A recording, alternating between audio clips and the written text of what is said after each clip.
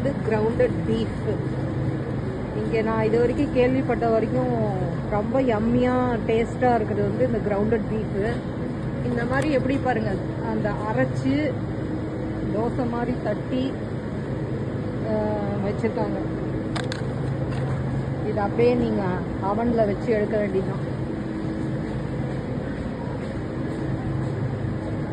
இதெல்லாம் பர்கர் பேட்டீஸு. இதை இந்த மாதிரி பன்னுக்குள்ளே வந்து இது அந்த மாதிரி வெஜிடபிள், இந்த பீஃப் இதெல்லாம் போட்டு வச்சு இப்படி சாப்பிட்லாம். இந்த பேட்டீஸ் வந்து ஈஸி டு குக்.